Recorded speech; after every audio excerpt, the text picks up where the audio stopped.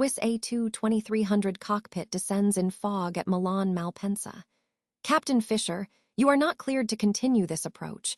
Visibility is below minimums. You must execute a go-around immediately. Tower, Swiss 742, we have the runway environment in sight, and we are continuing. The words hung in the cockpit air like ice crystals. First Officer Emma Bergman's hands tightened on the yoke as she stared through the windscreen into the thick gray soup that had swallowed northern Italy that November morning. At just 400 feet above the ground, descending through the fog at 140 knots, she could barely make out the approach lights bleeding through the mist like distant candles. Captain Hans Fisher sat beside her, his jaw set, his eyes fixed ahead with an intensity that made Emma's stomach clench.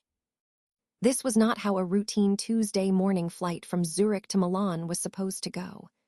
Behind them in the cabin, 127 passengers sat unaware of the battle of wills playing out between their cockpit and air traffic control. Among them was a young mother clutching her feverish daughter, desperate to reach the hospital in Milan. There was an elderly Swiss businessman who had made this flight 1,000 times. And there was Marco Antonelli, a former airline pilot turned safety inspector, who was about to become far more involved in this landing than he ever anticipated. The tower controller's voice came back, sharp and urgent. Swiss 742, I repeat, you do not have clearance to land. Execute missed approach procedure immediately. But Captain Fisher didn't respond. His hand moved to disconnect the autopilot, and Emma felt the aircraft respond to human touch as they descended through 300 feet. The decision altitude, the point of no return, was 200 feet. They had seconds to decide. Emma's pulse hammered in her ears. In all her years of training, through every simulator session, every check ride, she had been taught one inviolable rule. When you reach minimums without visual contact, you go around. No exceptions, no heroics. But Fisher was continuing, and as first officer, she had to either trust her captain or take control of the aircraft herself. But let's go back to how this all started. It was just 3 hours earlier when Captain Hans Fisher walked through the early morning darkness of Zurich Airport, his rolling flight bag clicking rhythmically against the polished terminal floor. The day had begun like any other for Hans Fisher. At 58 years old, with over 20,000 flight hours in his logbook, he had flown the Zurich-Milan route so many times he could practically do it in his sleep. The alarm had gone off at 4:30 a.m. in his apartment overlooking Lake Zurich, the same apartment he'd lived in alone since his wife Maria passed away 2 years earlier. He went through his morning routine with mechanical precision. Shower, shave, dress in the crisp white shirt and navy uniform of Swiss International Airlines. The 4 gold stripes on his epaulets caught the bathroom light as he adjusted his tie. Captain's stripes. He'd earned them over 3 decades of flying, starting as a young man on the old DC-9s, working his way up through the ranks. But lately, something had changed. The passion that once made him love every moment in the cockpit had dimmed. The airline industry had become a numbers game, efficiency metrics, fuel savings, on-time performance statistics. The human element, the art of flying, seemed to matter less and less. And then there was the letter. It sat in his flight bag now, folded and refolded so many times the creases were wearing thin. A letter from Swiss management informing him that at the end of this month, he would be transferred from flying to a ground position in flight operations. A valuable contribution to training the next generation, they called it. Hans called it being put out to pasture.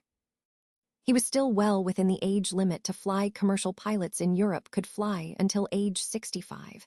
But the airline wanted younger pilots in the cockpit, pilots who cost less, who didn't have his salary level, who didn't remember when flying was more than just bus driving in the sky.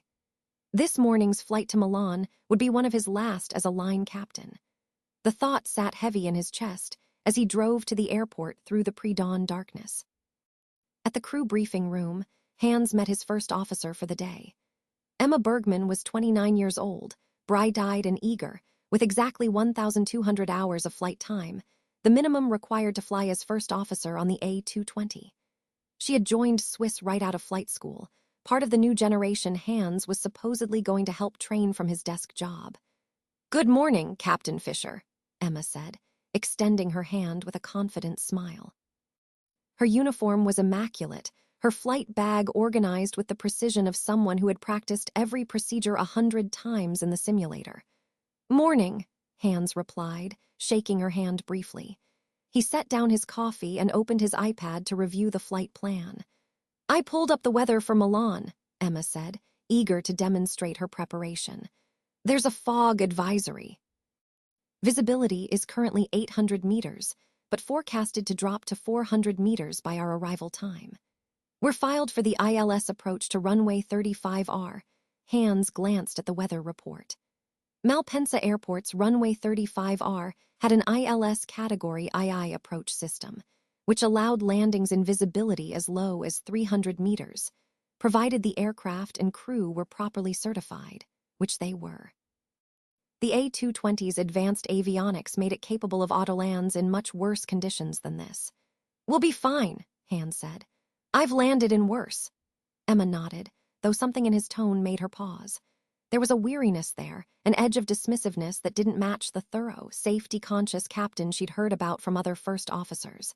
They completed their pre-flight briefing, reviewing the route, fuel requirements, weather alternates, and emergency procedures. The flight would be routine, a 45-minute hop over the Alps to Milan, quick turnaround, and back to Zurich by midday. "I'll be pilot flying today," Hans said, which meant he would handle the controls while Emma managed communications and navigation. "You'll monitor and call out altitudes and speeds." "Understood, Captain." They headed out to the aircraft. The Airbus A220-300 gleamed under the terminal lights at Gate A43. Previously known as the Bombardier C-Series before Airbus acquired the program, the A220 was one of the newest aircraft in Swiss's fleet. With its swept wings, fuel-efficient Pratt & Whitney-geared turbofan engines, and state-of-the-art Rockwell Collins Pro-Line fusion flight deck, it represented everything modern about aviation. Hans conducted his exterior walk-around inspection, checking the engines, control surfaces, and landing gear with practiced efficiency. Everything looked good. The aircraft had arrived from Geneva the night before and undergone routine maintenance. The logbook showed no outstanding write-ups. Inside the cockpit, they settled into their seats. Hans on the left, Emma on the right. The flight deck was a marvel of glass displays and digital systems, so different from the steam gauges and mechanical instruments Hans had learned on. He still remembered his first Boeing 737-300, where you actually had to think about fuel distribution and weight calculations. Now the computer did it all. Emma ran through the pre-flight checklist with meticulous care, calling out each item while Hans verified. They powered up the systems, tested the flight controls, programmed the flight management computer with their route. The aircraft was set to carry 18,500 pounds of fuel, more than enough for the short flight with healthy reserves. "Swiss operations, this is Swiss 742 at Gate A43, Emma radioed, requesting final weights and load sheet. The response came back within seconds. The aircraft would carry 127 passengers, a good load for a Tuesday morning plus 6 cabin crew, and a cargo hold with 2,800 pounds of baggage and freight. As the passengers began boarding, Hans watched them file past the cockpit door through the security camera display. Business people with rolling bags heading to meetings in Milan. Tourists excited to see Italy. A young mother carrying a small girl who looked feverish, the child's head resting on her shoulder. That image stuck with him. His own daughter Clara had been that age once. She lived in Berlin now, worked in marketing, barely called. After Maria died, the distance between them had grown. Another casualty of a life spent at 35,000 feet. "Captain," Emma's voice pulled him back. "We're ready for pushback clearance." Hans keyed the radio. "Zurich ground, Swiss 742, Gate A43, requesting pushback and start information Charlie. Swiss 742, Zurich ground, cleared to push and start, expect runway 14 for departure." The ground crew disconnected the jetway. The pushback tractor began moving them backward from the gate. Hans started the engines, the twin Pratt & Whitney PW 1500 GS spooling up with their characteristic high-pitched whine. On the displays, N1 turbine speeds rose smoothly toward idle power. It was 6:42 a.m., right on schedule. Emma called out, her eyes snapping to the engine display. The number 2 engine, the right engine, was showing red fire warning indications. Fire engine 2! Hans's head whipped to the side, checking the display.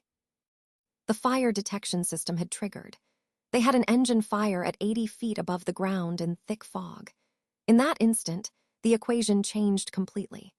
A go-around with an engine fire was one of the most dangerous procedures in aviation. Adding power to climb would feed the fire, potentially causing catastrophic damage or even an explosion. But staying on the approach meant landing overweight with one engine and no go-around capability if something went wrong. Hans had perhaps 2 seconds to make a choice. His training took over. They were already committed to the landing gear down, flaps full, 80 feet above the runway, aligned with the center line. The safest option now was to get the aircraft on the ground as quickly as possible. "Fire handle," Hans commanded, his voice now sharp and focused with absolute clarity. "I'm landing straight ahead."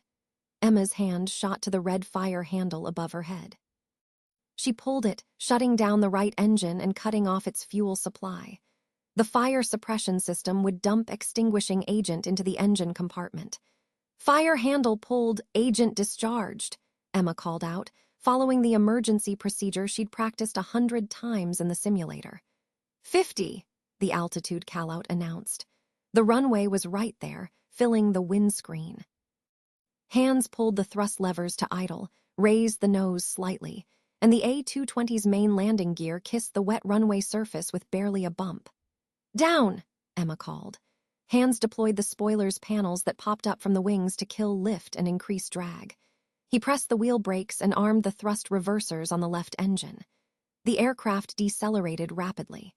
The auto brake system, set to medium, applied perfect braking pressure. Through the windscreen they could see the runway lights passing by on either side, visible now that they were on the ground but still shrouded in fog.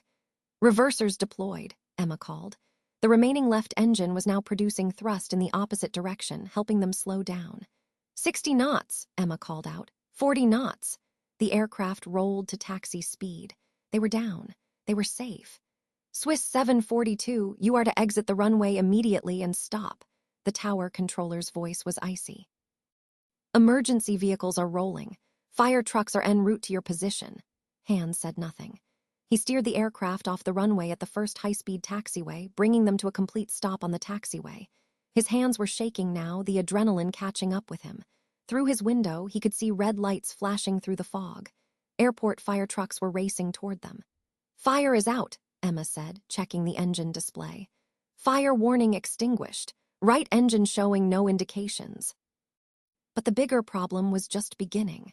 The next hour unfolded in a blur of emergency procedures, passenger evacuation, and investigation. The fire trucks arrived within 90 seconds, their crews quickly determining that the engine fire was out and there was no immediate danger. But protocol required that all 127 passengers be evacuated from the aircraft immediately. Anna Weber and her cabin crew executed the evacuation with practiced efficiency, opening the forward and rear doors and deploying the emergency slides. Passengers slid down into the fog, where ground crews guided them to waiting buses. The young mother with the feverish child was met by paramedics who had been standing by. They rushed the little girl to the airport medical center, then on to the hospital. Later, doctors would determine she had bacterial meningitis. The quick landing may have saved her life, but Hans Fischer knew that wasn't why he'd continued the approach. In the cockpit, with the engines shut down and the aircraft secured, Hans and Emma sat in silence. Around them, fire crews inspected the right engine while Italian aviation authorities arrived to begin their investigation. "Captain Fischer," a voice said from the cockpit door. Hans turned to see a silver-haired man in his 60s standing there, holding an identification wallet. "Marco Antonelli, Italian Civil Aviation Authority." "I need to speak with you," Marco said quietly. "Both of you." They moved to a conference room in the airport's administration building. Hans and Emma on one side of the table, Marco Antonelli on the other. 2 Italian safety inspectors were also present, along with a representative from Swiss Air's operations department who had been rushed from the Swiss consulate. Marco opened his laptop and pulled up the radar data and radio recordings from the approach. He let them play without comment. They all heard the tower controller's orders to execute a missed approach. They heard Hans's refusal. They heard the entire sequence of events. When it finished, Marco looked at Hans with an expression that was hard to read. Not angry, exactly. Almost sad. "Captain Fisher," Marco said quietly, "you violated several regulations this morning. You continued an approach below minimums. You disregarded a direct order from air traffic control. You put 127 passengers and 6 crew members at risk." Hans said nothing. What could he say? "The only reason this isn't an unmitigated disaster is that you're an exceptionally skilled pilot who managed to land safely during an engine emergency," Marco continued. "But the engine fire doesn't excuse your actions before it occurred. You made the decision to continue that approach before you knew about the fire." "I could see the runway environment," Hans said, but his voice was hollow. "At what altitude?" Marco asked. "Decision altitude is 200 feet. You continued well below that, and the runway visual range was 250 meters below your minimums for a Category II approach." Emma spoke up. "I told him we needed to go around. I told him we were below minimums." Marco turned to her. "And yet you didn't take control of the aircraft." Emma felt her face flush. I hesitated. He's the captain. He has so much more experience than me. I thought maybe he knew something I didn't." "In aviation," Marco said gently, "we have procedures for a reason. Experience doesn't override regulations. Experience doesn't justify putting passengers at risk." He turned back to Hans. "You know this, Captain, better than anyone." The room fell silent. Finally, Hans spoke. "I'm being grounded at the end of the month, reassigned to a desk job." He laughed bitterly. "This probably accelerates that timeline." Marco studied him for a long moment. "Why did you do it, Hans? And I want the real answer." Something in Marco's tone, compassionate rather than accusatory, broke through Hans's defenses. The two men were of the same generation, had lived through the same eras of aviation, understood each other in ways the younger people in the room couldn't. "Because I'm tired," Hans said finally. "Tired of being treated like a cost center instead of a professional. Tired of watching everything I loved about flying be reduced to metrics and algorithms. They're taking away my command and putting me behind a desk, and this was one of my last flights."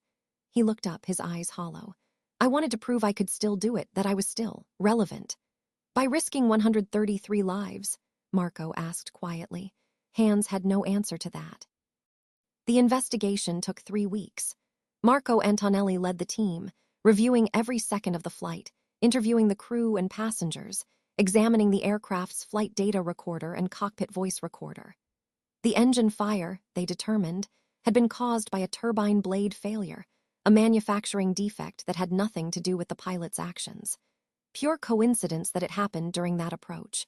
But the timing had almost certainly saved Hans from a much worse outcome. If the fire hadn't occurred, Hans would have landed successfully in violation of regulations, and no one except the tower controller and Emma would have known. He might have gotten away with it. Instead, the incident triggered a full investigation that brought everything to light. The Swiss Civil Aviation Authority ultimately suspended Hans's pilot license for 6 months. After that, he would be eligible to return, but only if he completed a comprehensive retraining program and psychological evaluation. The authority recognized that Hans had made critical errors in judgment, but they also recognized that he was a skilled pilot whose experience was valuable. Emma Bergman received a formal letter of counseling for failing to take control of the aircraft when she knew the approach should have been abandoned. But she also received praise from Marco's investigative team for her quick thinking during the engine fire emergency. Her hesitation was understandable, they said, for a first officer with relatively little experience confronting a captain. The incident became a case study in crew resource management, the delicate balance of authority and safety in the cockpit. Swiss Air handled the situation with surprising compassion. Instead of simply terminating Hans's employment, they offered him the chance to return after his suspension, not to the desk job he'd been dreading, but to a position as a training captain. He would mentor new pilots, sharing his decades of experience, including the hard lessons learned from his mistakes. 6 months later, on a bright spring morning, Hans Fischer walked into the flight training center at Zurich Airport. His license had been reinstated the week before, after he'd completed the retraining program and worked with a psychologist to address the issues that had led to his poor judgment. The psychologist had helped him understand something important. His identity had become so wrapped up in being a line captain that the thought of losing it felt like losing himself. The depression following his wife's death, the distance from his daughter, the feeling of obsolescence in a changing industry, it had all converged into a toxic mindset where he felt he had something to prove. The approach to Milan hadn't been about safety or passenger welfare. It had been about his ego, recognizing that was painful, but necessary. Now, as he entered classroom 3, he saw 15 young pilots sitting at desks, notebooks open, eager faces turned toward him. Emma Bergman was among them. She'd requested to be part of his first class. Hans set down his briefcase and looked at the group. "Good morning," he said. "I'm Captain Hans Fisher, and I'm going to tell you about the biggest mistake I ever made in my flying career." He told them everything. The fog approach at Milan, his decision to continue below minimums, his refusal to go around, the engine fire that changed everything, his suspension and retraining. He didn't spare himself. He didn't make excuses. "I violated basic safety protocols because I let my personal issues affect my professional judgment," Hans said. "I put lives at risk, lives that had been entrusted to me, because I wanted to prove something to myself." The room was silent. These young pilots had expected war stories and wisdom. Instead, they were getting brutal honesty. "Aviation is built on rules and procedures," Hans continued. "They exist because they were written in blood, learned from accidents and incidents where people made poor choices and paid the price. Experience is valuable. Skill is important. But neither experience nor skill gives you the right to ignore the rules designed to keep people safe." He looked at Emma. "First Officer Bergman told me multiple times during that approach that we needed to go around. She was absolutely right. I was absolutely wrong. And the fact that I was the captain didn't change that." Emma met his eyes and nodded slightly. "So here's what I want you to remember," Hans said. "Your job as pilots isn't to prove how skilled you are. It isn't to show off your abilities or demonstrate your experience. Your job is to transport your passengers safely from point A to point B, following the procedures and regulations that generations of aviators have developed. Every single time, even when it's inconvenient, even when you think you know better." He paused. "Because the moment you think the rules don't apply to you, that's the moment you become dangerous." Over the following months, Hans Fisher became one of the most sought-after instructors at Swiss Air. His classes were known for their intensity, their honesty, and their focus on the human factors that caused accidents. He didn't just teach procedures, he taught judgment, humility, and the courage to make the right decision even when it's difficult. Emma Bergman completed her training and became a captain 2 years later. On her first day with her own command, she received a text from Hans. "Trust your procedures, trust your training, and never be afraid to go around." She kept that message saved on her phone. Marco Antonelli continued his work as a safety inspector, but the Fisher incident had affected him too. He'd seen a pilot on the edge, someone whose personal struggles had nearly caused a tragedy. Marco began advocating for better support programs for pilots dealing with life transitions, retirement, loss, family issues. The Swiss Pilots Union eventually created a peer support program, offering confidential counseling for pilots struggling with stress, depression, or other challenges. The young mother whose daughter had meningitis sent Hans a letter 3 months after the incident. Her daughter had recovered fully, and the quick landing at Milan had indeed been crucial to getting her to the hospital in time. The mother wrote, "I don't know all the details of what happened that day, but I know that you got us on the ground safely when my daughter needed it most. Thank you for bringing us home." Hans kept that letter on his desk. On difficult days, when he questioned whether he deserved a second chance, he would read it. The letter reminded him of something important. Aviation wasn't about his ego or his identity. It was about the people trusting him with their lives. On the 1-year anniversary of the incident, Hans was invited to speak at the European Aviation Safety Agency's annual safety conference in Cologne, Germany. They wanted him to present a case study on his own mistakes, not as a cautionary tale meant to shame him, but as an honest examination of how good pilots could make bad decisions. Hans accepted the invitation. He flew to Cologne on a commercial flight, a passenger this time, not a pilot, and spent the journey thinking about what he would say. The conference auditorium held 300 people: pilots, air traffic controllers, safety inspectors, regulators. Hans stood at the podium, looking out at the sea of faces, and felt nervous in a way he never had in the cockpit. "I want to tell you about November 17, 2024, Hans began. "The day I nearly killed 133 people because I forgot the most important rule in aviation: safety is not negotiable." He spoke for 45 minutes. He showed the radar tracks, played the radio recordings, explained his thought process at each decision point. He was clinical about the technical details, but honest about the emotions behind his choices. When he finished, the room sat in silence for a long moment. Then someone started clapping. Others joined in. Within seconds, the entire auditorium was applauding. Hans was confused. He just confessed to a serious violation that had endangered lives. Why were they clapping? A man stood up in the third row, a Lufthansa captain in his 60s. "Captain Fisher," he said, "thank you for your honesty. I've been flying for 37 years, and I've never heard a pilot speak so openly about their mistakes. That takes more courage than any difficult landing." Others stood to ask questions or share their own experiences. A British Airways first officer talked about a time she'd hesitated to challenge her captain. An Air France captain described how his identity crisis during early retirement had affected his flying. A KLM pilot spoke about losing his wife and how grief had compromised his judgment. Hans realized something profound. He wasn't alone. The struggles he'd faced, the pressures that had led to his poor decision, they were universal in aviation. Pilots were human beings, subject to all the same emotional and psychological challenges as everyone else. But the culture of aviation often made them feel like they had to be superhuman, never admitting weakness or doubt. By speaking honestly about his failure, Hans had given others permission to acknowledge their own struggles. After the conference, a young Scandinavian pilot approached him, couldn't have been more than 25. "Captain Fisher," she said, "I just finished my type rating last month.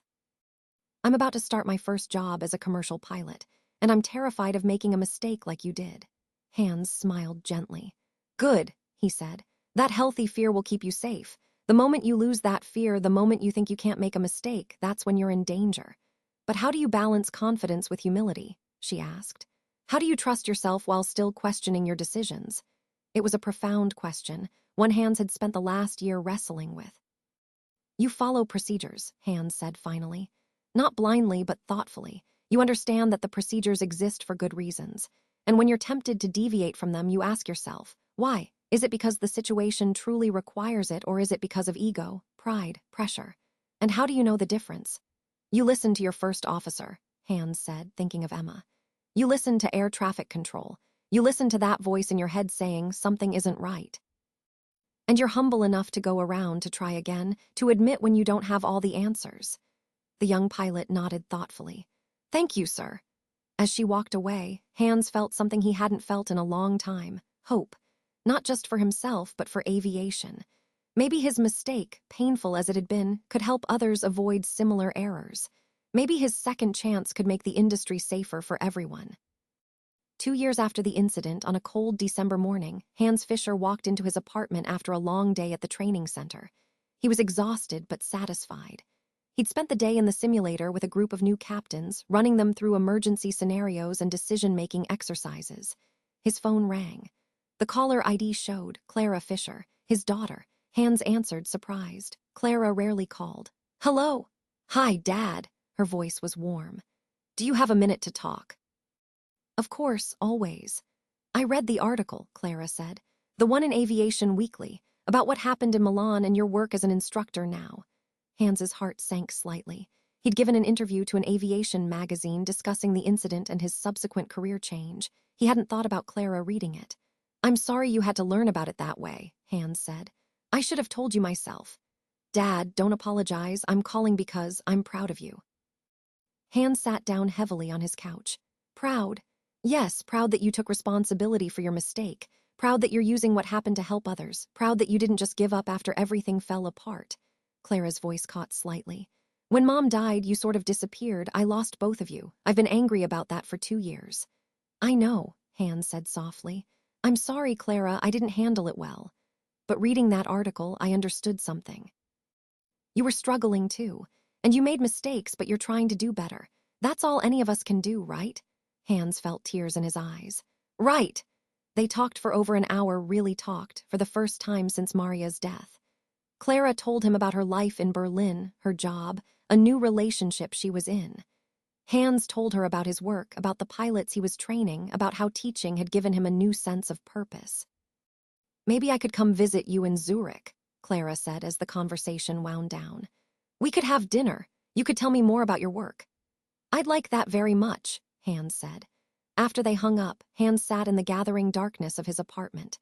He thought about the journey of the past 2 years, the mistake that had almost destroyed his career, the suspension and retraining, the difficult work of confronting his own flaws, and finally the redemption he'd found in teaching. He thought about the passengers on Swiss Flight 742, about the young mother and her sick daughter, about Marco Antonelli, who could have ended his career, but instead pushed for rehabilitation, about Emma Bergman, who'd had the courage to speak up even when he wouldn't listen. He thought about all the people who had given him a second chance. Hans walked to his desk and pulled out a piece of paper. He began writing a letter, not to anyone in particular, but to himself. A reminder of the lessons learned, the principles that would guide him going forward. Safety is not negotiable. Rules exist for reasons. Experience doesn't justify complacency. The moment you think you know better than the procedures is the moment you become dangerous. Listen to your crew. Trust your training. Have the humility to go around. Your job isn't to prove anything. Your job is to bring people home safely. He signed it, folded it, and placed it in his wallet. On his next flight, because yes, he would fly again, occasionally as a Czech airman, he would carry those words with him. 3 years after the Milan incident, Hans Fischer stood at the edge of a runway at Zurich Airport, watching a Swiss A220 climb into the morning sky. It was Emma Bergman's flight, her first as a training captain. She was now teaching others, passing along the lessons she'd learned, including the hard ones from that foggy November morning. Marco Antonelli stood beside Hans. The Italian inspector had become a friend over the years, a mentor of sorts. They'd spoken at several conferences together, co-authored a paper on human factors in aviation, and worked to change the industry's approach to pilot mistakes. You did good work with her, Marco said, nodding at the departing aircraft. She did the work herself, Hans replied. I just provided guidance. That's what good teachers do. They watched the aircraft disappear into the clouds. Do you ever wonder what would have happened if the engine fire hadn't occurred? Marco asked. If you'd landed successfully, Hans had thought about that many times. I would have gotten away with it. No one would have known except Emma and the tower controller. Maybe I would have congratulated myself on my skill. And maybe the next time I would have pushed even further, until eventually. He didn't need to finish the sentence. They both knew how that story ended. The engine fire saved my career, Hans said. Maybe even my life. It forced me to confront what I was becoming. And what were you becoming? Dangerous. Hans turned to Marco. I had forgotten the most important thing about aviation. It's not about me, it's about them. He gestured toward the terminal, where thousands of passengers were beginning their journeys. Every person who gets on an aircraft is trusting us with something precious, their life, their family, their future. That trust is sacred. Marco nodded. That's the lesson I wish every pilot understood. They do understand it, Hans said. When they're young and new, but somewhere along the way some of us forget. We get complacent, arrogant. We think our experience makes us immune to mistakes. He paused. My job now is to make sure they never forget, to remind them why the rules exist, to teach them that going around isn't failure, it's professionalism. A Swiss Air jet taxied past, heading for the runway. Through the cockpit window, Hans could see 2 pilots running their pre-takeoff checks, probably young, probably eager, probably full of the same passion he'd had 30 years ago. He hoped they would keep that passion their entire careers. But more than that, he hoped they would balance it with humility, discipline, and respect for the procedures that kept people safe. Thank you, Marco, Hans said. For what? For not ending my career when you had every right to. For giving me a chance to learn from my mistake instead of just being punished for it. Marco smiled. Aviation is safer when we learn from incidents than when we just condemn people who make errors. You've probably saved more lives as an instructor than you put at risk that day in Milan. Hans hoped that was true. He would spend the rest of his career trying to make it true. They stood in companionable silence, watching aircraft take off and land, part of the eternal ballet of aviation that had captured both their hearts decades ago. The fog had lifted. The sky was clear. Thank you for listening. If this story touched you, please subscribe and share your thoughts in the comments. These are real lessons from real aviation incidents, shared to help us all understand the complexity of human decision-making under pressure. Captain Fisher's story reminds us that mistakes don't have to define us. What matters is how we respond to them, what we learn, and how we use those lessons to help others. Every pilot, every professional, every person faces moments where ego and judgment collide. The courage isn't in never making mistakes. The courage is in admitting them, learning from them, and ensuring that others can learn from them too. Blue skies and safe flights to you all.